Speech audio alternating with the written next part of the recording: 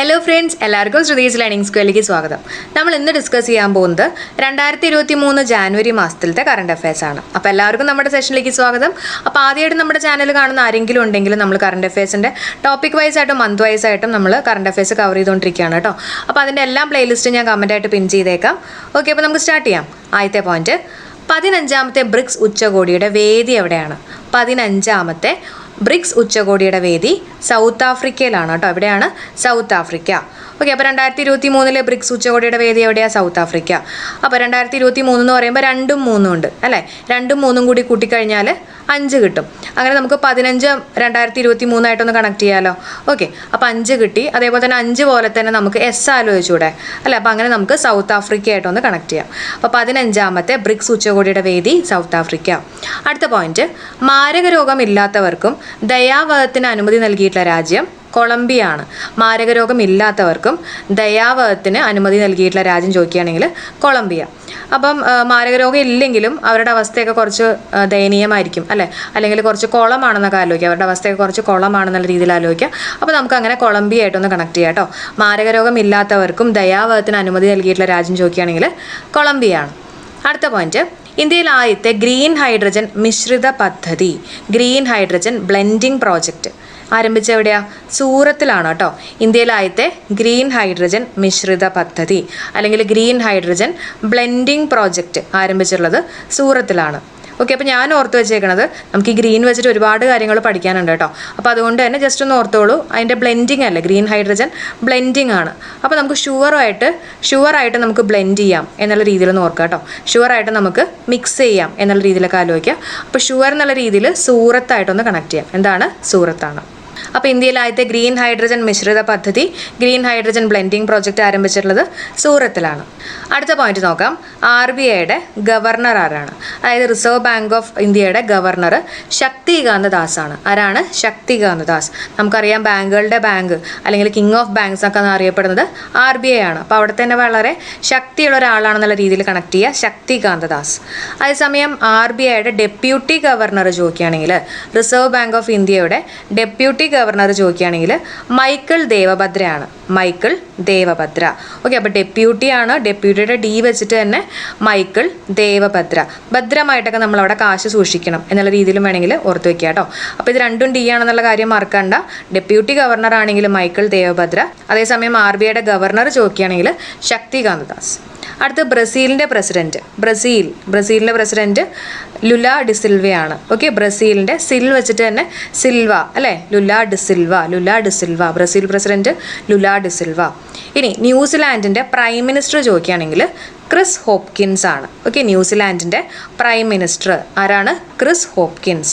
Okay, അപ്പോൾ New Zealand ഒരു ലാൻഡിലൊക്കെയാണ് നമ്മളിങ്ങനെ ഹോപ്പ് ചെയ്യുക എന്നുള്ള രീതിയിലൊക്കെ ഒന്ന് കണക്ട് ചെയ്യുക കേട്ടോ. ചാടി പോവുക, ഹോപ്പ് ചെയ്യുക എന്നുള്ള രീതിയിലൊന്ന് കണക്ട് ചെയ്യുക. അത്ര നല്ല കോഡല്ല, എന്നാലും വെറുതെ ബൈഹാർട്ട് പഠിക്കുന്നേക്കാളും ബെറ്റർ ആണല്ലോ എന്ന് വെച്ചിട്ട് പറഞ്ഞാണ് കേട്ടോ. ഓക്കെ, അപ്പോൾ ഇനി അടുത്ത പോയിന്റ് നമുക്ക് നോക്കാം. എന്നിട്ട് നമുക്ക് റിവൈസ് ചെയ്യാം കേട്ടോ.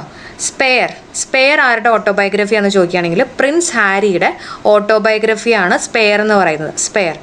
ഓക്കെ, അത് കണക്ട് ചെയ്യാൻ വേണ്ടിയിട്ട് നമുക്കറിയാലോ, ഈ രാജാക്കന്മാർ അവരൊക്കെ മരിച്ചു കഴിഞ്ഞാൽ സ്പെയർ ആയിട്ട് എപ്പോഴും ഒരു പ്രിൻസ് ഒക്കെ ഉണ്ടാവും എന്നുള്ള രീതിയിൽ നമുക്ക് കണക്ട് ചെയ്യാം കേട്ടോ. എപ്പോഴും സ്പെയർ ആയിട്ട് ഒരു പ്രിൻസ് ഉണ്ടാവും. അങ്ങനെ നമുക്ക് സ്പെയർ ആരുടെ ഓട്ടോബയോഗ്രഫി എന്ന് ചോദിക്കുകയാണെങ്കിൽ പ്രിൻസ് ഹാരിയുടെ ഓട്ടോബയോഗ്രഫിയാണ് സ്പെയർ എന്ന് പറയുന്നത്. ഇനി വേൾഡ് ഹിസ്റ്ററി ഇൻ 3 പോയിന്റ്സ് എന്ന് പറഞ്ഞിട്ടുള്ള പുസ്തകത്തിൻ്റെ ഓഥർ ആരാന്ന് ചോദിക്കുകയാണെങ്കിൽ സാക് സംഗീതാണ്. ആരാണ്? സാക് സംഗീത്. അപ്പോൾ നമ്മൾ മുമ്പത്തെ ഒരു ക്ലാസ്സിൽ നമ്മളിത് മെൻഷൻ ചെയ്തിരുന്നു അല്ലേ? വേൾഡ് റെക്കോർഡൊക്കെ കിട്ടിയിട്ടുള്ളതാണ് സാക് സംഗീതിന്. ഏറ്റവും യങ്ങസ്റ്റ് ആയിട്ടുള്ള ഒരു ഹിസ്റ്റോറിയൻ എന്നൊക്കെ അറിയപ്പെടുന്നത് സാക് സംഗീതാണ്. ഓക്കെ, അപ്പോൾ വേൾഡ് ഹിസ്റ്ററി ഇൻ 3 പോയിന്റ്സ്, വെറും 3 പോയിന്റ്സിൽ നമുക്ക് വേൾഡ് ഹിസ്റ്ററി മുഴുവനും കേൾക്കാം, ഒരു സംഗീതം പോലെ കേൾക്കാം എന്നുള്ള രീതിയിലൊക്കെ ഒന്ന് വെറുതെ കണക്ട് ചെയ്യാം കേട്ടോ. ഓക്കെ, അപ്പോൾ നമ്മൾ ഈ പഠിച്ചിട്ടുള്ള പോയിന്റ്സുകൾ നമുക്കൊന്ന് വേഗം റിവൈസ് ചെയ്യാം. 15ാമത്തെ ബ്രിക്സ് ഉച്ചകോടിയുടെ വേദി ഒന്ന് ആലോചിച്ച് നോക്കിയാൽ 5 വെച്ചിട്ട് 5 പോലെ തന്നെ എസ് അല്ല? അപ്പോൾ സൗത്ത് ആഫ്രിക്ക. മാരക രോഗമില്ലാത്തവർക്കും ദയാവധത്തിന് അനുമതി നൽകിയിട്ടുള്ള രാജ്യം കൊളംബിയ. ഇന്ത്യയിൽ ആദ്യത്തെ ഗ്രീൻ ഹൈഡ്രജൻ മിശ്രിത പദ്ധതി അല്ലെങ്കിൽ ഗ്രീൻ ഹൈഡ്രജൻ ബ്ലെൻഡിംഗ് പ്രോജക്റ്റ് ആരംഭിച്ചിട്ടുള്ളത് സൂറത്തിലാണ്. RBIയുടെ ഗവർണർ ചോദിക്കുകയാണെങ്കിൽ നല്ല ശക്തിയുള്ള ആളല്ലേ? അപ്പോൾ ശക്തികാന്ത ദാസ്. RBIയുടെ ഡെപ്യൂട്ടി ഗവർണർ ചോദിക്കുകയാണെങ്കിലോ ഡി വെച്ചിട്ട് തന്നെ മൈക്കിൾ ദേവഭദ്ര. ഭദ്രമായിട്ടൊക്കെ പൈസ വയ്ക്കണം. ബ്രസീലിൻ്റെ president Lula da Silva. Okay, Brazil സിൽ വെച്ചിട്ട് തന്നെ സിൽവ, ലുല ഡിസിൽവ. ന്യൂസിലാൻഡിൻ്റെ പ്രൈം മിനിസ്റ്റർ ക്രിസ് ഹോപ്കിൻസ് ആണ്, ക്രിസ് ഹോപ്കിൻസ്. പിന്നെ സ്പെയർ ആരുടെ ഓട്ടോബയോഗ്രഫി എന്ന് ചോദിക്കുകയാണെങ്കിൽ പ്രിൻസ് ഹാരിയുടെ ആണ്, prince Harry. World history in 3 പോയിൻറ്റ്സിൻ്റെ ഓർഡർ ചോദിക്കുകയാണെങ്കിൽ സാക് സംഗീതാണ്. ഓക്കെ, അടുത്ത പോയിന്റ് നോക്കാം. ലോകത്തിലെ ഏറ്റവും ഉയരം കൂടിയ യുദ്ധഭൂമിയായിട്ടുള്ള അല്ലെങ്കിൽ യുദ്ധമേഖലയായിട്ടുള്ള സിയാച്ചിനിൽ ആദ്യമായിട്ട് നിയമിതയായിട്ടുള്ള വനിതാ ഉദ്യോഗസ്ഥ ആരാണ്? ശിവ ചൗഹാൻ ആണ് കേട്ടോ. ലോകത്തിലെ ഏറ്റവും ഉയരം കൂടിയിട്ടുള്ള യുദ്ധമേഖലയായിട്ടുള്ള സിയാച്ചിനിൽ ആദ്യമായിട്ട് നിയമിതയായിട്ടുള്ള വനിതാ ഉദ്യോഗസ്ഥ ശിവ ചൗഹാൻ ആണ്. ഓക്കെ, അപ്പം നമ്മുടെ സിയാച്ചിൻ എന്നൊക്കെ പറയുമ്പോണ്ടല്ലോ നമുക്ക് ഹിമാലയമായിട്ടൊക്കെ ഒന്ന് കണക്ട് ചെയ്യാം അല്ലേ. ഹിമാലയത്തിലെ കൈലാസത്തിൽ ശിവൻ ഇരിക്കണതായിട്ടൊക്കെ ജസ്റ്റ് ഒന്ന് ആലോചിക്കാം. അങ്ങനെ നമുക്ക് ശിവ ചൗഹാനായിട്ടൊന്ന് കണക്ട് ചെയ്യാം കേട്ടോ. ലോകത്തിലെ ഏറ്റവും ഉയരം കൂടിയിട്ടുള്ള യുദ്ധഭൂമിയായിട്ടുള്ള സിയാച്ചിനിൽ ആദ്യമായിട്ട് നിയമിതയായിട്ടുള്ള വനിതാ ഉദ്യോഗസ്ഥ ചോദിക്കുകയാണെങ്കിൽ ശിവ ചൗഹാൻ. പിന്നെ മനോഹർ ഇൻ്റർനാഷണൽ എയർപോർട്ട് ഏത് സംസ്ഥാനത്താണ് സ്ഥിതി ചെയ്യുന്നത്? ഗോവയിലാണ്. മനോഹർ ഇൻ്റർനാഷണൽ എയർപോർട്ട് ഏത് സംസ്ഥാനത്താണ് സ്ഥിതി ചെയ്യുന്നത്? ഗോവയിലാണ്. നമുക്കറിയാം മനോഹർ പരിക്കർ ഗോവയുടെ മുമ്പത്തെ ചീഫ് മിനിസ്റ്റർ ആയിരുന്നു അല്ലേ. അപ്പോൾ ആ പേര് വെച്ചിട്ട് തന്നെ കേട്ടോ, Goa. Okay, Manohar international airport ഏത് സംസ്ഥാനത്താണ് സ്ഥിതി ചെയ്യുന്നത്? ഗോവ. അല്ലെങ്കിൽ മനോഹരമായിട്ടുള്ള ഗോവ എന്നൊക്കെ വേണമെങ്കിൽ ഒന്ന് ഓർത്ത് വെച്ചോളൂ കേട്ടോ. ഇനി അടുത്ത പോയിന്റ്, 2023 വർഷം ഉദ്ഘാടനം നിർവഹിച്ചിട്ടുള്ള സിയോം ബ്രിഡ്ജ് ഏത് സംസ്ഥാനത്താണ് എന്ന് ചോദിക്കുകയാണെങ്കിൽ അരുണാചൽ പ്രദേശിലാണ്. ഒന്ന് ഓർത്ത് വെച്ചേക്കണേ. 2023 വർഷം ഉദ്ഘാടനം ചെയ്തിട്ടുള്ള സിയോം ബ്രിഡ്ജ് ഏത് സംസ്ഥാനത്താണ്? അരുണാചൽ പ്രദേശ്. 75ാമത്തെ കരസേനാ ദിന പരേഡിൻ്റെ വേദി ബംഗളൂരു ആണ്. ഓക്കെ, അപ്പോൾ ന്യൂഡൽഹി അല്ല, ശ്രദ്ധിച്ചേക്കണം. 75ാമത്തെ കരസേനാ ദിന പരേഡിൻ്റെ വേദി ബംഗളൂരു. അപ്പം നമ്മൾ ഈ കരസേന എന്ന് പറയുമ്പോഴല്ലോ നമുക്ക് ജസ്റ്റ് ഒന്ന് കണക്ഷൻ വേണ്ടിയിട്ട് കരയായിട്ടൊക്കെ ഒന്ന് കണക്ട് ചെയ്യാം കേട്ടോ. ഈ കരയിലൊക്കെയല്ലേ ഈ ബാങ്കുകളൊക്കെ വിൽക്കുന്നത്. അങ്ങനെ നമുക്ക് ബംഗളൂരു കര വെച്ചിട്ട് കരസേനാ ദിന പരേഡിൻ്റെ വേദി ബംഗളൂരു എന്നുള്ള രീതിയിലൊക്കെ ഒന്ന് ഓർത്തു വയ്ക്കാം. അടുത്ത പോയിന്റ് നോക്കാം. 14ാമത്തെ സ്പൈസസ് കോൺഗ്രസിൻ്റെ വേദിയായിട്ടുള്ള നഗരം ചോദിക്കുകയാണെങ്കിൽ മുംബൈ ആണ് കേട്ടോ, മുംബൈ ആണ്. അപ്പോൾ ചില ആൾക്കാർക്ക് ഈ സ്പൈസസ് എന്നൊക്കെ പറയുന്നത് സ്പൈസൊക്കെ കുറച്ച് മുമ്പ് നിൽക്കണം എന്നൊക്കെ നമ്മൾ പറയില്ലേ, കുറച്ച് എരിവും പുളിയൊക്കെ മുമ്പ് നിൽക്കണം എന്ന് പറയില്ലേ, അതേപോലെ ഓർക്കുക കേട്ടോ. ഏതാണ്? മുംബൈ ആണ്. അപ്പോൾ പോയിന്റ്സ് ഒന്നും കൂടെ നോക്കാം. ലോകത്തിലെ ഏറ്റവും ഉയരം കൂടിയ യുദ്ധഭൂമിയായിട്ടുള്ള സിയാച്ചിനിൽ ആദ്യമായിട്ട് നിയമിതയായിട്ടുള്ള വനിതാ ഉദ്യോഗസ്ഥ ശിവ ചൗഹാൻ. മനോഹർ ഇൻ്റർനാഷണൽ എയർപോർട്ട് ഏത് സംസ്ഥാനത്താണ് സ്ഥിതി ചെയ്യുന്നത്? ഗോവയിലാണ്. 2023 വർഷം ഉദ്ഘാടനം നിർവഹിച്ചിട്ടുള്ള സിയോം ബ്രിഡ്ജ് ഏത് സംസ്ഥാനത്താണ്? അരുണാചൽ പ്രദേശിലാണ്. 75ാമത്തെ കരസേന ദിന പരേഡിൻ്റെ വേദി എവിടെയാണെന്ന് ചോദിക്കുകയാണെങ്കിൽ ബംഗളൂരു ആണ്. 14ാമത്തെ സ്പൈസസ് കോൺഗ്രസിൻ്റെ വേദിയായിട്ടുള്ള നഗരം ചോദിക്കുകയാണെങ്കിൽ മുംബൈ ആണ് കേട്ടോ. അടുത്ത പോയിന്റ് നോക്കാം. ഏത് സംസ്ഥാനത്തിൻ്റെ നിശ്ചല ദൃശ്യമാണ് 74ാമത്തെ റിപ്പബ്ലിക് ദിന പരേഡിൽ മികച്ച നിശ്ചല ദൃശ്യമായിട്ട് തിരഞ്ഞെടുക്കപ്പെട്ടത്? എവിടത്തെയാ? ഉത്തരാഖണ്ഡിൻ്റെയാണ് കേട്ടോ. ഏത് സംസ്ഥാനത്തിൻ്റെ നിശ്ചല ദൃശ്യമാണ് 74ാമത്തെ റിപ്പബ്ലിക് ദിന പരേഡിൽ മികച്ച നിശ്ചല ദൃശ്യമായിട്ട് തിരഞ്ഞെടുക്കപ്പെട്ടത്? ഉത്തരാഖണ്ഡ്. കണക്ട് ചെയ്യാൻ വേണ്ടിയിട്ട് നമ്മളിപ്പം എക്സാമിനൊക്കെ ഉത്തരമൊക്കെ കണ്ടു കഴിഞ്ഞു എന്ന് വിചാരിച്ചോളൂ കേട്ടോ. ഇപ്പോൾ കോപ്പിയൊക്കെ അടിക്കുമ്പോൾ ഉത്തരം കണ്ടു കഴിയുമ്പോൾ നമ്മൾ ചിലപ്പോൾ നിശ്ചലമായിട്ടൊക്കെ നിൽക്കും അല്ലേ. അപ്പോൾ അങ്ങനെ ഒന്ന് കണക്ട് ചെയ്യുക. ഉത്തരാഖണ്ഡാണ് കേട്ടോ. ഈ സംസ്ഥാനത്തിൻ്റെ നിശ്ചല ദൃശ്യമാണ് 74ാമത്തെ റിപ്പബ്ലിക് ദിന പരേഡിൽ മികച്ച നിശ്ചല ദൃശ്യമായിട്ട് തിരഞ്ഞെടുക്കപ്പെട്ടത്? ഉത്തരാഖണ്ഡ്. അടുത്ത point, UN international year of millet ആയിട്ട് ആചരിക്കപ്പെട്ടത് ഏത് വർഷമാണെന്ന് ചോദിക്കുകയാണെങ്കിൽ 2023 ആണ്. 2023 ഇൻ്റർനാഷണൽ ഇയർ ഓഫ് മില്ലറ്റ് ആയിട്ടാണ് UN ആചരിക്കുന്നത് കേട്ടോ. ഇനി 2023 ഷെങ്കൻ സോണിൻ്റെ ഭാഗമായിട്ടുള്ള രാജ്യം, 2023 ഷെങ്കൻ സോണിൻ്റെ ഭാഗമായിട്ടുള്ള രാജ്യം ക്രൊയേഷ്യ ആണ്. ഏത് രാജ്യമാണ്? ക്രൊയേഷ്യ. അപ്പോൾ ഈ ഷെങ്കൻ സോൺ എന്ന് പറയുമ്പോൾ ഉണ്ടല്ലോ 27 യൂറോപ്യൻ രാജ്യങ്ങൾ ഉൾപ്പെടുന്ന പ്രദേശമാണ് ഷെങ്കൻ സോൺ. 27 യൂറോപ്യൻ രാജ്യങ്ങൾ ഉൾപ്പെടുന്ന പ്രദേശമാണ് ഷെങ്കൻ സോൺ. അപ്പോൾ ഈ 27 രാജ്യങ്ങൾക്ക് അങ്ങോട്ടും ഇങ്ങോട്ടൊക്കെ ഓരോ രാജ്യങ്ങളിൽ പോകുന്നതിന് അവർക്ക് വിസയുടെ ആവശ്യമില്ല. അങ്ങനെ ഒരു കരാറും കൂടി ഉണ്ട് കേട്ടോ. അപ്പോൾ അതാണ് 2023 ഷെങ്കൻ സോണിൻ്റെ ഭാഗമായിട്ടുള്ള രാജ്യം ചോദിക്കുകയാണെങ്കിൽ ക്രൊയേഷ്യ. അപ്പോൾ ഞാൻ ഓർത്ത് വെച്ചേക്കണത്, ഇപ്പം ഞാൻ നേരത്തെ പറഞ്ഞില്ലേ അവർക്ക് അങ്ങോട്ടും ഇങ്ങോട്ടൊക്കെ പോകുന്നതിന് വിസയുടെ ആവശ്യമില്ല. അപ്പോൾ അതേപോലെ നമുക്ക് ക്രൊയേഷ്യ എന്ന് പറയുമ്പോൾ ക്രോ ആയിട്ടൊക്കെ ഒന്ന് ആലോചിക്കാമല്ലോ അല്ലേ. കാക്കയ്ക്ക് ഇപ്പോൾ ഒരു രാജ്യത്ത് നിന്ന് വേറൊരു രാജ്യത്തേക്ക് പോകണമെങ്കിൽ വിസയുടെ ആവശ്യമില്ലല്ലോ. അപ്പോൾ അങ്ങനെ ഓർത്ത് വെച്ചേക്കാം. 2023 ഷെങ്കൻ സോണിൻ്റെ ഭാഗമായിട്ടുള്ള രാജ്യം ക്രൊയേഷ്യയാണ്. അടുത്ത പോയിന്റ് നോക്കാം. ഇന്ത്യയും ഈജിപ്തും ചേർന്നുള്ള സംയുക്ത സൈനിക പരിശീലനത്തിൻ്റെ പേര് സൈക്ലോൺ 1 ആണ് കേട്ടോ. ഇന്ത്യയും ഈജിപ്തും ആണ്. അപ്പോൾ ഈ സൈക്ലോൺ എന്നൊക്കെ കേൾക്കുമ്പോൾ നമ്മൾ ഏറ്റവും കൂടുതൽ സൈക്ലോണൊക്കെ വരുന്നത് അമേരിക്കയായിട്ടൊക്കെ ഒന്ന് ചിന്തിക്കാൻ ചാൻസ് ഉണ്ട്. പക്ഷേ ശ്രദ്ധിക്കുക, ഇന്ത്യയും ഈജിപ്തും ചേർന്നുള്ള സംയുക്ത സൈനിക പരിശീലനത്തിൻ്റെ പേരാണ് ചോദിച്ചിട്ടുള്ളത് സൈക്ലോൺ 1. ഓക്കെ, അപ്പോൾ നമുക്ക് ഈജിപ്ത് എന്നൊക്കെ പറയുമ്പോൾ നമ്മുടെ മമ്മി സിനിമയായിട്ടൊക്കെ ഒന്ന് ആലോചിക്കുക കേട്ടോ. മമ്മി സിനിമയിനകത്ത് ഇങ്ങനെ സൈക്ലോണൊക്കെ വരുന്നതായിട്ട് ജസ്റ്റ് ഒന്ന് കണക്ട് ചെയ്യുക. അപ്പോൾ ഇന്ത്യയും ഈജിപ്തും ചേർന്നുള്ള സംയുക്ത സൈനിക പരിശീലനത്തിൻ്റെ പേര് സൈക്ലോൺ സൈക്ലോൺ 1. അടുത്ത പോയിന്റ്, ശൈശവ വിവാഹം തടയുന്നതിനായിട്ട് സംസ്ഥാന സർക്കാരും വനിതാ ശിശു വികസന വകുപ്പും ചേർന്ന് നടപ്പിലാക്കുന്ന പദ്ധതി ഏതാ? ശൈശവ വിവാഹം തടയുന്നതിന് വേണ്ടിയിട്ട് നമ്മൾ പഠിച്ചിട്ടുള്ളതാണ് പൊൻവാക്കാണ് അല്ലേ, പൊൻവാക്ക്. അപ്പോൾ നമ്മുടെ വാക്കിന് പൊന്നിൻ്റെ വിലയുണ്ട് എന്നുള്ള രീതിയിലൊക്കെ ഒന്ന് ഓർത്ത് വെച്ചേക്കാം കേട്ടോ. ഇനി അടുത്ത പോയിന്റ്, 2023 സ്വാതി തിരുനാൾ പുരസ്കാര ജേതാവ് പി ജയചന്ദ്രനാണ്. 2023 സ്വാതി തിരുനാൾ പുരസ്കാര ജേതാവ് പി ജയചന്ദ്രൻ. അപ്പോൾ പാട്ടുകാരൻ എന്നുള്ള രീതിയിലൊക്കെ ഓർക്കുക കേട്ടോ, പി ആണ്, എം അല്ല കേട്ടോ. അപ്പോൾ പാട്ടുകാരനാണ് പി ജയചന്ദ്രൻ, സ്വാതി തിരുനാളാണ് പി ജയചന്ദ്രൻ. ഇനി അസമിൻ്റെ കൊയ്ത്തുകാല ഉത്സവം ബിഹു ആണ് അല്ലേ, നമുക്കറിയാവുന്നതാണ്. അസമിൻ്റെ കൊയ്ത്തുകാല ഉത്സവം ചോദിക്കുകയാണെങ്കിൽ ബിഹു, മാഘ് ബിഹു ആണ് കേട്ടോ, ബിഹു ആണ്. അടുത്ത, ഇന്ത്യയിലെ തൊഴിലുറപ്പ് തൊഴിലാളികൾക്ക് ക്ഷേമനിധി ഏർപ്പെടുത്തിയുള്ള ആദ്യത്തെ സംസ്ഥാനം നമ്മുടെ കേരളമാണ്. ഇന്ത്യയിലെ തൊഴിലുറപ്പ് തൊഴിലാളികൾക്ക് ക്ഷേമനിധി ഏർപ്പെടുത്തിയുള്ള ആദ്യത്തെ സംസ്ഥാനം കേരളം.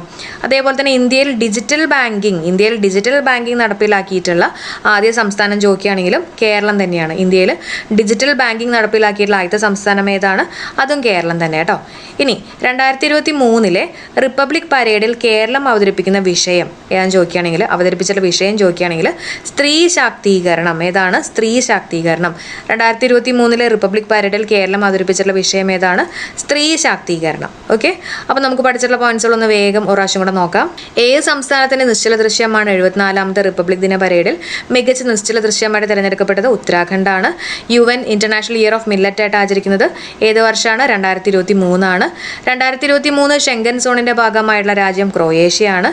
ഇന്ത്യയും ഈജിപ്തും ചേർന്നുള്ള സംയുക്ത സൈനിക പരിശീലനത്തിന്റെ പേര് സൈക്ലോൺ 1 ആണ്. ശൈശവ വിവാഹം തടയുന്നതിനായിട്ട് സംസ്ഥാന സർക്കാരും വനിതാ ശിശു വികസന വകുപ്പും ചേർന്ന് നടപ്പിലാക്കുന്ന പദ്ധതി ഏതാണ്? പൊൻവാക്കാണ്. 2023 സ്വാതി തിരുനാൾ പുരസ്കാര ജേതാവ് പി ജയചന്ദ്രനാണ്. അസമിൻ്റെ കൊയ്ത്തുകാല ഉത്സവം മാഘ് ബിഹു.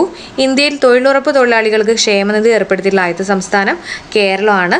ഇന്ത്യയിൽ ഡിജിറ്റൽ ബാങ്കിങ് നടപ്പിലാക്കിയിട്ടുള്ള ആദ്യത്തെ സംസ്ഥാനം കേരളം. 2023 റിപ്പബ്ലിക് പരേഡിൽ കേരളം അവതരിപ്പിക്കുന്ന വിഷയം സ്ത്രീ ശാക്തീകരണം. അടുത്ത് നോക്കാം, 2023 റിപ്പബ്ലിക് ദിനത്തിൻ്റെ മുഖ്യ അതിഥിയായിട്ടുള്ള ഈജിപ്ഷ്യൻ പ്രസിഡന്റ് ആരാ എന്ന് ചോദിക്കുകയാണെങ്കിൽ അബ്ദേൽ ഫത്ത അൽ സീസി. അപ്പോൾ ഒരു 10 പേരുണ്ടെന്നുള്ള രീതിയിലൊക്കെ ഒന്ന് ഓർക്കുക കേട്ടോ. ശരിക്കും പറഞ്ഞാൽ ഈജിപ്ഷ്യൻ പ്രസിഡന്റ് മാത്രമാണ്, പക്ഷേ ഒരു 10 പേരുണ്ടെന്നുള്ള രീതിയിൽ ഫത്ത അൽ സീസി, അബ്ദേൽ ഫത്ത അൽ സീസി. അടുത്തത്, ന്യൂയോർക്ക് ടൈംസ് തയ്യാറാക്കിയിട്ടുള്ള 2023 നിർബന്ധമായിട്ട് കണ്ടിരിക്കേണ്ട 52 ടൂറിസം കേന്ദ്രങ്ങളിൽ ഉൾപ്പെട്ടിട്ടുള്ള കേരളത്തിലെ ടൂറിസം കേന്ദ്രങ്ങൾ. അതിലെ കുമരകം, മറവൻതുരുത്ത്, വൈക്കം, ഈ 3 സ്ഥലങ്ങളാണ് കേട്ടോ. കുമരകം, മറവൻതുരുത്ത്, വൈക്കമാണ്. അടുത്ത പോയിന്റ്, കേരള കലാമണ്ഡലം കൽപ്പിത സർവകലാശാലയുടെ ചാൻസലറായിട്ട് നിയമിതയായിട്ടുള്ള ബഹുമുഖ പ്രതിഭ ആരാണ്? ആൻസർ മല്ലിക സാരാഭായ് ആണ് കേട്ടോ. ആരാണ്? മല്ലിക സാരാഭായ്. കേരള കലാമണ്ഡലം കൽപ്പിത സർവകലാശാലയുടെ ചാൻസലറാണ്. ആരാണ്? മല്ലിക സാരാഭായ്. അപ്പോൾ കലാമണ്ഡലം എന്നൊക്കെ പറയുമ്പോൾ നമുക്ക് ഡാൻസുമായിട്ടൊക്കെ ജസ്റ്റ് ഒന്ന് കണക്ട് ചെയ്യാം കേട്ടോ, അല്ലേ? കലാമണ്ഡലത്തിലെ ഡാൻസ്.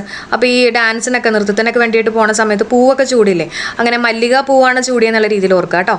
മല്ലിക സാരാഭായ് ആണ് ആര്? ചാൻസലർ. ഓക്കെ, കേരള കലാമണ്ഡലം കൽപ്പിത സർവകലാശാലയുടെ ചാൻസലർ ആരാണെന്ന് ചോദിക്കുകയാണെങ്കിൽ മല്ലിക സാരാഭായ്. ഇന്ത്യയുടെ കോവിഡ് പോരാട്ടങ്ങളെ ആസ്പദമാക്കി നിർമ്മിക്കുന്ന ചലച്ചിത്രം ദ വാക്സിൻ വാറാണ്. പോരാട്ടങ്ങളാണ് അല്ലേ. അപ്പോൾ ഇന്ത്യയുടെ കോവിഡ് പോരാട്ടങ്ങൾ ആസ്പദമാക്കി നിർമ്മിക്കുന്ന ചലച്ചിത്രം ചോദിക്കുകയാണെങ്കിൽ ദ വാക്സിൻ വാറാണ് കേട്ടോ. അപ്പോൾ 2023 റിപ്പബ്ലിക് ദിന പരേഡിൽ മുഖ്യാതിഥിയായിട്ടുള്ള ഈജിപ്ഷ്യൻ പ്രസിഡന്റ് ആരാണ്? അബ്ദേൽ ഫത്ത അൽ സീസി. മറക്കല്ലേ കേട്ടോ. അടുത്ത പോയിന്റ് നോക്കാം, 2026 നടക്കുന്ന ഫിഫ ലോകകപ്പ് ഫുട്ബോൾ ടൂർണമെൻറ്റിന് വേദിയാകുന്ന രാജ്യങ്ങൾ ചോദിക്കുകയാണെങ്കിൽ മാക്ക് എന്ന് ആലോചിക്കാം. നമ്മുടെ മാക്ക് കേട്ടോ. മാക്ക് എന്ന് പറഞ്ഞാൽ മെക്സിക്കോ, അമേരിക്ക, കാനഡ. ഓക്കെ, ആപ്പിളിൻ്റെ മാക്കില്ല, അത് ജസ്റ്റ് ഒന്ന് കണക്ട് ചെയ്യുക. 2026 നടക്കുന്ന ഫിഫ ലോകകപ്പ് ഫുട്ബോൾ ടൂർണമെൻറ്റിന് വേദിയായിട്ടുള്ള രാജ്യങ്ങൾ മാക്കാണ്, മെക്സിക്കോ, അമേരിക്ക, കാനഡ. അടുത്തത്, ചെക്ക് റിപ്പബ്ലിക്കിൻ്റെ പ്രസിഡൻ്റായിട്ട് തിരഞ്ഞെടുക്കപ്പെട്ടത് പീറ്റർ പവൽ ആണ്. ആരാണ്? Peter Pavel. ചെക്ക് റിപ്പബ്ലിക്കിൻ്റെ പ്രസിഡന്റ് ആരാന്ന് ചോദിക്കുകയാണെങ്കിൽ പീറ്റർ പവൽ. അപ്പോൾ ഞാൻ ഓർത്ത് വെച്ചേക്കുന്നത് ചെക്ക് എന്ന് പറയുമ്പോണ്ടല്ലോ നമ്മുടെ ചെസ്സിലെ ചെക്കാണ് കേട്ടോ. ഈ ചെക്കൊക്കെ പറഞ്ഞു കഴിയുമ്പോൾ നമുക്ക് ഭയങ്കര ഒരു പവർ അല്ലേ. അപ്പോൾ അങ്ങനെ നമുക്ക് പവർ എന്നുള്ള രീതിയിൽ ആലോചിക്കാം കേട്ടോ. പീറ്റർ പവലാണ്. ഓക്കെ, അടുത്ത പോയിന്റ് നമുക്ക് നോക്കാം. റിപ്പബ്ലിക് ദിന ആഘോഷങ്ങളുടെ ഭാഗമായി 2023 ജാനുവരി 26 മുതൽ 31 വരെ ഡൽഹിയിലെ ചെങ്കോട്ടയ്ക്ക് മുന്നിലുള്ള പുൽത്തകിടിയിലും ഞാൻ പതിലുമായിട്ട് 6 ദിവസത്തെ മെഗാ ഇവൻറ്റ് അത് ഏതാണെന്ന് ചോദിക്കുകയാണെങ്കിൽ ഭാരത് പർവാണ് കേട്ടോ. ഏതാണ് ഇവൻറ്റിൻ്റെ പേര്? ഭാരത് പർവ്. അപ്പോൾ ഇത് ടൂറിസം മന്ത്രാലയത്തിന് കീഴിലുള്ളതാണ് കേട്ടോ. അപ്പോൾ റിപ്പബ്ലിക് ദിനാഘോഷങ്ങളുടെ ഭാഗമായിട്ട് 6 ദിവസത്തെ മെഗാ ഇവൻറ്റ് ഏതാണെന്ന് ചോദിക്കുകയാണെങ്കിൽ ഭാരത് പർവാണ്. ടൂറിസം മന്ത്രാലയത്തിന് കീഴിലുള്ളതാണെന്നും കൂടെ ജസ്റ്റ് ഒന്ന് ഓർത്ത് വെച്ചേക്കാം. അടുത്ത പോയിന്റ് നോക്കാം. ഇന്ത്യയും ജപ്പാനും വീർ ഗാർഡിയൻ 2023 വ്യോമ അഭ്യാസം നടത്തി. ഓക്കെ, അപ്പോൾ വേണമെങ്കിൽ ചോദിക്കാം ഈ വീർ ഗാർഡിയൻ ഏതൊക്കെ രാജ്യങ്ങൾ തമ്മിലുള്ള വ്യോമ അഭ്യാസമാണെന്ന് ചോദിക്കുകയാണെങ്കിൽ ഏതൊക്കെയാ? ഇന്ത്യയും ജപ്പാനുമാണ്. അപ്പോൾ അത് കണക്ട് ചെയ്യാൻ വേണ്ടിയിട്ടുണ്ടല്ലോ നമുക്ക് ഈ വീർ ഗാർഡിയൻ എന്ന് പറയുമ്പോൾ വീരനായിട്ടുള്ള ഗാർഡിയൻ എന്നൊക്കെ പറയുമ്പോൾ നമ്മുടെ വീട്ടിലെ അപ്പനാണെന്നുള്ള രീതിയിൽ കണക്ട് ചെയ്യുക കേട്ടോ. അപ്പോൾ ജപ്പാൻ അപ്പൻ എന്നുള്ള രീതിയിൽ കണക്ട് ചെയ്യുക. ഇന്ത്യയും ജപ്പാനും തമ്മിലുള്ള വ്യോമാഭ്യാസമാണ് വീർ ഗാർഡിയൻ 2023. അടുത്ത പോയിന്റ് നോക്കാം. COVID-19 ഇന്ത്യയിൽ നിർമ്മിച്ചിട്ടുള്ള ആദ്യത്തെ നാസൽ വാക്സിനേഷൻ ഏതാണെന്ന് ചോദിക്കുകയാണെങ്കിൽ ഇൻകോവാക് ആണ്. ഏതാണ്? ഇൻകോവാക് ആണ് കേട്ടോ. അപ്പം COVID-19 ഇന്ത്യയിൽ നിർമ്മിച്ചിട്ടുള്ള ആദ്യത്തെ നാസൽ വാക്സിനേഷൻ ഏതാണ്? ഇൻകോവാക് ആണ്. അപ്പോൾ മൂക്കിലല്ല, നാസലാണ് അല്ലേ. അപ്പോൾ അതുകൊണ്ട് തന്നെ അതിനകത്തേക്ക് എന്നുള്ള രീതിയിൽ നമുക്ക് വെച്ചിട്ട് കണക്ട് ചെയ്യാം. ഇൻകോവാക് ആണ്. അതുപോലെ തന്നെ ഇത് നിർമ്മിച്ചിട്ടുള്ളത് ഭാരത് ബയോടെക് ആണ് ഈ വാക്സിൻ നിർമ്മിച്ചിരിക്കുന്നത്. അപ്പോൾ ഇൻകോവാക് ശാസ്ത്ര സാങ്കേതിക മന്ത്രി ജിതേന്ദ്ര സിംഗും കേന്ദ്ര ആരോഗ്യമന്ത്രി ഡോക്ടർ മൻസുഖ് മാണ്ഡവ്യയും ചേർന്നിട്ടാണിത് അവതരിപ്പിച്ചിട്ടുള്ളത് കേട്ടോ. ആ പോയിന്റും കൂടെ ഓർത്ത് വെച്ചേക്കണേ. അപ്പോൾ നമ്മൾ പറഞ്ഞ കാര്യങ്ങൾ എന്തൊക്കെയാണ്? 2026 നടക്കുന്ന ഫിഫ ലോകകപ്പ് ഫുട്ബോളിൻ്റെ വേദിയാവുന്ന രാജ്യങ്ങൾ മാക്കാലോയ്ക്ക, പിന്നെ ചെക്ക് റിപ്പബ്ലിക്കിൻ്റെ പ്രസിഡന്റ് പീറ്റർ പവലാണ്. പിന്നെ റിപ്പബ്ലിക് ദിനാഘോഷത്തിൻ്റെ ഭാഗമായിട്ട് 6 ദിവസത്തെ മെഗാ ഇവൻറ്റ് ചെയ്യാൻ ചോദിക്കുകയാണെങ്കിൽ ഭാരത് പർവാണ്. അടുത്ത പോയിന്റ്, വീർ ഗാർഡിയൻ 2023 വ്യോമാഭ്യാസം ഏതൊക്കെ രാജ്യങ്ങൾ തമ്മിലാണെന്ന് ചോദിക്കുകയാണെങ്കിൽ ഇന്ത്യയും ജപ്പാനും. COVID-19 ഇന്ത്യയിൽ നിർമ്മിച്ചുള്ള ആദ്യത്തെ നാസൽ വാക്സിനേഷൻ ആണെന്ന് ചോദിക്കുകയാണെങ്കിൽ ഇൻകോവാക് ആണ്. ഇനി അടുത്ത പോയിന്റ്, അന്താരാഷ്ട്ര വിദ്യാഭ്യാസ ദിനം എന്നാണ് ചോദിക്കുകയാണെങ്കിൽ ജാനുവരി 24 കേട്ടോ. ജാനുവരി 24. അപ്പോൾ വിദ്യാഭ്യാസം എന്നൊക്കെ പറയുന്നത് ജനത്തിന് വേണ്ടിയിട്ടാണ് അല്ലേ. അപ്പോൾ അങ്ങനെ നമുക്ക് ജാനുവരി ആയിട്ടൊന്ന് കണക്ട് ചെയ്യാം. അതുപോലെ തന്നെ വിദ്യാഭ്യാസത്തിൽ നമ്മൾ 2 അക്ഷരം പഠിച്ചാൽ പോരാ കേട്ടോ. 4 അക്ഷരം പഠിക്കണം. 4 അക്ഷരം എന്ന് പറയുമ്പോൾ നമ്മൾ ABCD എന്നൊക്കെ പറയില്ലേ, അങ്ങനെ 4 അക്ഷരം പഠിക്കണം. അപ്പോൾ 2 അക്ഷരം പോരാ, 4 അക്ഷരം പഠിക്കണം. അപ്പോൾ അന്താരാഷ്ട്ര വിദ്യാഭ്യാസ ദിനം ജാനുവരി 24. അടുത്ത മദ്രാസ് IIT വികസിപ്പിച്ച മൊബൈൽ ഫോൺ ഓപ്പറേറ്റിംഗ് സിസ്റ്റത്തിൻ്റെ പേര് ബാരോസ് ആണ്. എന്താണ്? ബാരോസ്. മദ്രാസ് IIT വികസിപ്പിച്ച മൊബൈൽ ഫോൺ ഓപ്പറേറ്റിംഗ് സിസ്റ്റത്തിൻ്റെ പേരെന്താണ്? ബാരോസ് എന്നാണ്. 2023 ഗോൾഡൻ ഗ്ലോബ് പുരസ്കാരത്തിൽ മികച്ച സംവിധായകനുള്ള പുരസ്കാരം നേടിയത് സ്റ്റീവൻ സ്റ്റീൽബർഗ് ആണ് കേട്ടോ. അപ്പോൾ ഗോൾഡും സ്റ്റീലും എന്നൊക്കെ ഒന്ന് ഓർത്ത് വെച്ചേക്കാം. 2023 ഗോൾഡൻ ഗ്ലോബ് പുരസ്കാരത്തിൽ മികച്ച സംവിധായകനുള്ള പുരസ്കാരത്തിൽ നേടിയിട്ടുള്ളത് സ്റ്റീവൻ സ്റ്റീൽബർഗ് ആണ്. അതേപോലെ തന്നെ 71ാമത്തെ വിശ്വസുന്ദരി മത്സരത്തിൽ കിരീടം നേടിയത് ആർബണിയാണ് കേട്ടോ. USA-കാരിയാണ് ആർബണി. അപ്പോൾ വിശ്വസുന്ദരി, നല്ല സുന്ദരിയാണ്, കവളൊക്കെ നല്ല ബണ്ണ് പോലെ ഇരിക്കണം എന്നുള്ള രീതിയിലൊക്കെ ഒന്ന് കണക്ട് ചെയ്യാം കേട്ടോ. ബണ്ണ് പോലെ ആർബണി. അതുപോലെ തന്നെ ബണ്ണൊക്കെ കഴിക്കുന്ന കൂടുതലും ഈ USA-കാരല്ലേ അല്ലേ, ഈ മെക്ഡൊണാൾഡ്സും അങ്ങനെയൊക്കെ ആയിട്ടൊന്ന് കണക്ട് ചെയ്യാം കേട്ടോ. 71ാമത്തെ വിശ്വസുന്ദരി മത്സരത്തിൽ കിരീടം നേടിയിട്ടുള്ളത് ആർബണിയാണ്. ബണ്ണ് പോലത്തെ ഫേസ് ആണെന്ന് ഓർത്ത് വെച്ചേക്കണേ. അപ്പോൾ ഒന്നും കൂടെ അന്താരാഷ്ട്ര വിദ്യാഭ്യാസ ദിനം ജാനുവരി 24. പിന്നെ മദ്രാസ് IIT വികസിപ്പിച്ചിട്ടുള്ള മൊബൈൽ ഫോൺ ഓപ്പറേറ്റിംഗ് സിസ്റ്റത്തിൻ്റെ പേര് ബാരോസ് ആണ്. 2023 ഗോൾഡൻ ഗ്ലോബ് പുരസ്കാരത്തിൽ മികച്ച സംവിധായകനുള്ള പുരസ്കാരം നേടിയത് സ്റ്റീവൻ സ്റ്റീൽബർഗ് ആണ്. 71ാമത്തെ വിശ്വസുന്ദരി മത്സരത്തിൽ കിരീടം നേടിയിട്ടുള്ളത് ആർബണിയാണ്, USA-കാരി. ഇനി അടുത്ത പോയിന്റ് നോക്കാം. അതിന് മുമ്പ് ഒരു കാര്യം കൂടെ പറഞ്ഞേക്കട്ടെ. നമ്മൾ പത്മശ്രീ, പത്മഭൂഷണൊക്കെ ബേസ് ചെയ്തിട്ടുള്ള വീഡിയോ ചെയ്തിട്ടുണ്ട്. വളരെ ഇമ്പോർട്ടൻ്റ് ആണ്, പ്രത്യേകിച്ച് പത്മശ്രീ കിട്ടിയിട്ടുള്ള മലയാളികൾ. അപ്പോൾ അതിൻ്റെ ആ വീഡിയോൻ്റെ ലിങ്ക് ഞാൻ കമൻറ്റായിട്ട് കൊടുത്തേക്കാം കേട്ടോ. കോഡൊക്കെ വെച്ചിട്ട് സെറ്റാക്കിയിട്ടുള്ള ക്ലാസ് ആണ്. അപ്പോൾ കാണാത്തവരുണ്ടെങ്കിൽ കാണാം. ഇനി അടുത്ത പോയിന്റ്, വരയാടുകളുടെ സംരക്ഷണത്തിനായിട്ട് ഇന്ത്യയിലായത്തെ നീലഗിരി താർ പ്രൊജക്റ്റ് ആരംഭിച്ചിട്ടുള്ള സംസ്ഥാനം തമിഴ്നാടാണ് അല്ലേ. നമുക്ക് നീലഗിരി എന്നൊക്കെ കിട്ടുമ്പോൾ തന്നെ നമുക്കറിയാലോ തമിഴ്നാടാണ്. 2023 ഹരിവരാസന പുരസ്കാര ജേതാവ് ശ്രീകുമാരൻ തമ്പിയാണ്. 2023 ഹരിവരാസന പുരസ്കാര ജേതാവ് ശ്രീകുമാരൻ തമ്പി. നമ്മൾ ഹരിശ്രീ എന്നൊക്കെ പറയില്ലേ, അങ്ങനെ ഹരിയും ശ്രീയും കൂട്ടിയിട്ട് ഓർത്ത് വയ്ക്കുക കേട്ടോ. 2023 ഹരിവരാസന പുരസ്കാര ജേതാവ് ശ്രീ വെച്ചിട്ട് ശ്രീകുമാരൻ തമ്പി. അടുത്ത പോയിന്റ്, സംസ്ഥാന ബാലസാഹിത്യ ഇൻസ്റ്റിറ്റ്യൂട്ടിൻ്റെ 2022 ബാലസാഹിത്യ അവാർഡ് നേടിയിട്ടുള്ള അമ്മ മണമുള്ള കനിവുകൾ എന്ന നോവൽ രചിച്ചതാരാണ്? അമ്മ മണമുള്ള കനിവുകൾ എന്ന നോവൽ രചിച്ചിട്ടുള്ളത് EN ഷീജയാണ്. EN ഷീജ. അപ്പോൾ അമ്മ എന്നൊക്കെ പറയുമ്പോൾ നമുക്ക് സ്ത്രീയല്ലേ, അപ്പോൾ ഷീ ആയിട്ടൊന്ന് കണക്ട് ചെയ്യാലോ അല്ലേ. അപ്പോൾ ഷീ വെച്ചിട്ട് ഷീജയാണ്. ഓക്കെ, അപ്പോൾ സംസ്ഥാന ബാലസാഹിത്യ ഇൻസ്റ്റിറ്റ്യൂട്ടിൻ്റെ 2022 ബാലസാഹിത്യ അവാർഡ് നേടിയിട്ടുള്ള അമ്മ മണമുള്ള കനിവുകൾ എന്ന നോവൽ രചിച്ചിട്ടുള്ളത് EN ഷീജ. അടുത്ത പോയിന്റ്, 108ാമത്തെ ഇന്ത്യൻ ശാസ്ത്ര കോൺഗ്രസിൻ്റെ വേദി നാഗ്പൂരാണ് കേട്ടോ. 108ാമത്തെയാണ്. അപ്പോൾ അതൊക്കെ ആയിട്ട് നമുക്കൊന്ന് കണക്ഷൻ കൊടുക്കണം. 108 എന്ന് പറയുമ്പോൾ ഇങ്ങനെ പാമ്പ് പോലെ അല്ലേ, അപ്പോൾ നാഗം പോലെ നാഗ്പൂരാണ്, നാഗ്പൂർ മധ്യപ്രദേശ്. ശാസ്ത്രം എന്ന് പറയുമ്പോഴും അവിടെ സയൻസ് ആണ്. അപ്പോൾ എല്ലാം ഒരു എസ് പോലെ എന്നുള്ള രീതിയിലൊക്കെ ഒന്ന് ഓർത്ത് വയ്ക്കുക കേട്ടോ. ശാസ്ത്ര കോൺഗ്രസിൻ്റെ വേദി നാഗ്പൂരാണ്. അടുത്ത പോയിന്റ് നോക്കാം. 2022 ICC അവാർഡ് ജേതാക്കളാണ് നമ്മൾ നോക്കാൻ പോകുന്നത് കേട്ടോ. 2022 ICC അവാർഡ് ജേതാക്കളാണ്. അതിൽ സർ ഗാർഫീൽഡ് സോബേഴ്സ് ട്രോഫി കിട്ടിയിട്ടുള്ളത് ബാബർ അസമിനാണ്. ആർക്കാണ് കിട്ടിയിട്ടുള്ളത്? ബാബർ അസമിനാണ് സർ ഗാർഫീൽഡ് സോബേഴ്സ് ട്രോഫി കിട്ടിയിട്ടുള്ളത് കേട്ടോ.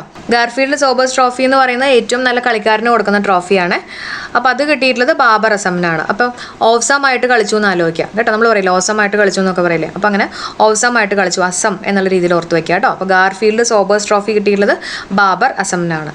പിന്നെ men's test cricketer of the year ആയിട്ട് സെലക്ട് ചെയ്യപ്പെട്ടിട്ടുള്ളത് ബെൻ സ്റ്റോക്സ് ആണ്. Men's test cricketer of the year. Okay, ആരാണ്? Ben Stokes. അപ്പോൾ നമുക്ക് ഈ മെൻസ് ടെസ്റ്റ് എന്നൊക്കെ പറയുന്നുണ്ടല്ലോ, ഈ ടെസ്റ്റൊക്കെ എഴുതാൻ വേണ്ടി പോകുന്ന സമയത്ത് പലരുടെയും കയ്യിൽ കുറേ കട്ട് പീസും അങ്ങനെ കുറേ സ്റ്റോക്കൊക്കെ ഉണ്ടാവും എന്നുള്ള രീതിയിൽ ആലോചിക്കാം കേട്ടോ. അപ്പോൾ അങ്ങനെ നമുക്ക് ബെൻ സ്റ്റോക്സ് ആയിട്ടൊന്ന് കണക്ട് ചെയ്യാം. അപ്പോൾ ആണുങ്ങൾക്ക് കിട്ടുമായിരിക്കും, പെണ്ണുങ്ങൾക്ക് അത്രയും കിട്ടണം എന്നില്ല കേട്ടോ. അപ്പോൾ അതുകൊണ്ടാണ് നമ്മൾ ചെറിയ കോഡ് വെച്ചിട്ട് പറയുന്നത്. അപ്പോൾ ഗാർഫീൽഡ് സോബേഴ്സ് ട്രോഫി കിട്ടിയിട്ടുള്ളത് ബാബർ അസമിനാണ്. അതുപോലെ തന്നെ മെൻസ് ടെസ്റ്റ് ക്രിക്കറ്ററാണ് ഓഫ് ദി ഇയർ ആരാണ്? Ben Stokes. പിന്നെ men's ODI cricketer of the year, അതായത് one day international cricketer of the year ആയിട്ട് സെലക്ട് ചെയ്യപ്പെട്ടിട്ടുള്ളത് ബാബർ അസം.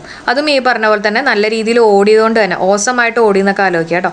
ഓസമായിട്ട് ഓടി. അപ്പോൾ men's ODI cricketer of the year ആരാണ്? ബാബർ അസമാണ്. അടുത്ത് നോക്കാം.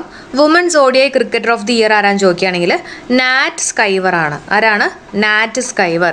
Women's ODI cricketer of the year ചോദിക്കുകയാണെങ്കിൽ ആരാണ്? നാറ്റ് സ്കൈവർ ആണ് കേട്ടോ. ഒന്ന് ഓർത്ത് വെച്ചേക്കണം, നാറ്റ് സ്കൈവർ. പിന്നെ men's T20 cricketer of the year ചോദിക്കുകയാണെങ്കിൽ സൂര്യകുമാർ യാദവ് ആണ്. ആരാണ്? സൂര്യകുമാർ യാദവ് ആണ് കേട്ടോ. മെൻസ് T20 നമുക്ക് ടി എന്നൊക്കെ പറയുമ്പോൾ വേണമെങ്കിൽ നമ്മുടെ ടെലിവിഷനിൽ ഒരു 20 പ്രാവശ്യമെങ്കിലും ഈ സൂര്യ നടൻ്റെ സിനിമ നമ്മൾ കണ്ടിട്ടുണ്ടാവും. അങ്ങനെയൊക്കെ നമുക്കൊന്ന് വേണമെങ്കിൽ കണക്ട് ചെയ്യാം. T20 ചോദിക്കുമ്പോഴാണ് സൂര്യകുമാർ യാദവ് കേട്ടോ. മെൻസ് T20 സൂര്യകുമാർ യാദവ് ആണ്.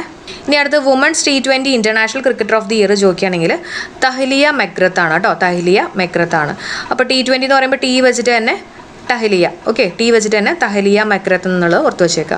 അപ്പോൾ ഒരു പ്രാവശ്യം കൊണ്ട് നോക്കിയാൽ ഗാർഫീൽഡ് സോബേഴ്സ് ട്രോഫി ഏറ്റവും നല്ല കളിക്കാരനാണ്, ഓസം കളിയാണെന്ന് ആലോചിക്കുക, ബാബർ അസം. പിന്നെ men's test cricketer of the year, test ആണ്.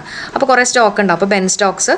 Men's ODI cricketer of the year, അതും ഈ പറഞ്ഞ പോലെ ഓസമായിട്ട് ഓടി. അപ്പോൾ ആസം കേട്ടോ, Babar Azam. Women's ODI cricketer of the year ചോദിക്കുകയാണെങ്കിൽ നാറ്റ് സ്കൈവർ ഒന്ന് ഓർത്ത് വെച്ചേക്കുക. മെൻസ് T20 എന്ന് പറയുമ്പോൾ സൂര്യകുമാർ യാദവ് ആണ് അല്ലേ. അപ്പോൾ ടി എന്ന് പറയുമ്പോൾ ടെലിവിഷൻ ആലോചിക്കുക. അപ്പോൾ Suryakumar Yadav. Women's T20 international cricketer of the year ചോദിക്കുകയാണെങ്കിൽ ടി വെച്ചിട്ട് തന്നെ തഹ്ലിയ മെക്രത്ത്. അടുത്ത പോയിന്റ് നോക്കാം. ഒഡീഷയിലെ അസ്ക പോലീസ് സ്റ്റേഷനാണ് ഇന്ത്യയിലെ ഏറ്റവും മികച്ച പോലീസ് സ്റ്റേഷനായിട്ട് തിരഞ്ഞെടുക്കപ്പെട്ടത്. അപ്പോൾ ഇന്ത്യയിലെ ഏറ്റവും മികച്ച പോലീസ് സ്റ്റേഷൻ എവിടെയാണ്?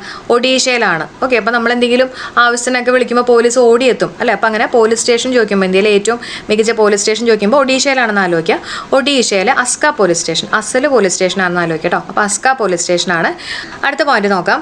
2022 ഏറ്റവും മികച്ച ശാസ്ത്രജ്ഞനുള്ള പുരസ്കാരം കിട്ടിയിട്ടുള്ളത് RV പ്രസാദിനാണ്. ഓക്കെ, 2022 ഏറ്റവും മികച്ച ശാസ്ത്രജ്ഞനുള്ള പുരസ്കാരമാണ് കിട്ടിയിട്ടുള്ളത്. അപ്പോൾ ശാസ്ത്രജ്ഞൻ ആയതുകൊണ്ട് തന്നെ പുള്ളിക്കാരന് ഭയങ്കര പ്രസാദം വന്നു, ഭയങ്കര ഹാപ്പിയായി, ഫേസൊക്കെ നല്ല പ്രസാദം വന്നു എന്നൊക്കെ നമ്മൾ പറയില്ലേ. അപ്പോൾ അങ്ങനെ ഒന്ന് കണക്ട് ചെയ്യാം. RV പ്രസാദിനെ സമ്മാനിച്ചു കേട്ടോ.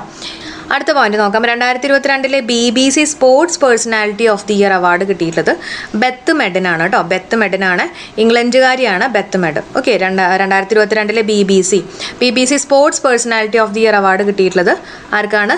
ബെത്ത് മെഡിനാണ്. ഓക്കെ, ഞാൻ ഓർത്ത് വെച്ചേക്കണം BBC എന്ന് പറയുമ്പോഴല്ലോ ബിസി എന്നുള്ള രീതിയിൽ ഓർത്ത് വയ്ക്കുകയാണ് കേട്ടോ. നമ്മളെപ്പോഴും ഇങ്ങനെ ബിസി ആയി കഴിഞ്ഞാൽ ചിലപ്പോൾ നമുക്ക് എന്താ പറയുക വല്ല അസുഖങ്ങളൊക്കെ വരും അല്ലേ. നമ്മളെപ്പോഴും നമ്മുടെ ഹെൽത്ത് ഒന്നും നോക്കാണ്ട് നമുക്ക് ചിലപ്പോൾ മെഡിസിനൊക്കെ നമ്മൾ കഴിക്കേണ്ടതായിട്ടൊക്കെ വരുമെന്ന് ഓർക്കുക കേട്ടോ.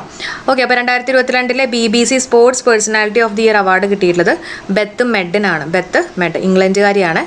അടുത്ത sports star of the year ചോദിക്കുകയാണെങ്കിൽ ലയണൽ മെസ്സി. എല്ലാവർക്കും അറിയായിരിക്കുമല്ലോ sports star of the year നമ്മുടെ മെസ്സിയാണ് കേട്ടോ.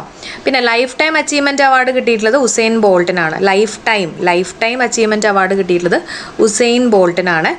Sports star of the year കിട്ടിയിട്ടുള്ളത് മെസ്സിക്കാണ്. അതേപോലെ തന്നെ team of the year award കിട്ടിയിട്ടുള്ളത് ഇംഗ്ലണ്ട് വുമൻസ് ഫുട്ബോൾ ടീമിനാണ്. ഓക്കെ, അപ്പോൾ ഒന്നും കൂടെ നോക്കാം. 2022 BBC sports personality of the year award കിട്ടിയിട്ടുള്ളത് ബെത്ത് മെഡിനാണ്. അപ്പോൾ ബിസി എന്ന് ആലോചിക്കുക. അപ്പോൾ നമ്മൾ മെഡിസിൻ കഴിക്കേണ്ടി വരുന്ന ആലോചിക്കുക. Sports star of the year Lionel മെസ്സിയാണ്. അതുപോലെ തന്നെ lifetime achievement award Usain ബോൾട്ടിനാണ്. Team of the year award കിട്ടിയിട്ടുള്ളത് ഇംഗ്ലണ്ട് വുമൻസ് ഫുട്ബോൾ ടീമിനാണ്. അടുത്ത പോയിന്റ് നോക്കാം. കാഴ്ച പരിമിതരുടെ മൂന്നാമത്തെ T20 ക്രിക്കറ്റ് വേൾഡ് കപ്പ് ഇന്ത്യക്ക് കിരീടം കിട്ടി കേട്ടോ. കാഴ്ച പരിമിതരുടെ മൂന്നാമത്തെ T20 ക്രിക്കറ്റ് വേൾഡ് കപ്പിന് കിരീടം കിട്ടിയിട്ടുള്ളത് ഇന്ത്യക്കാണ്.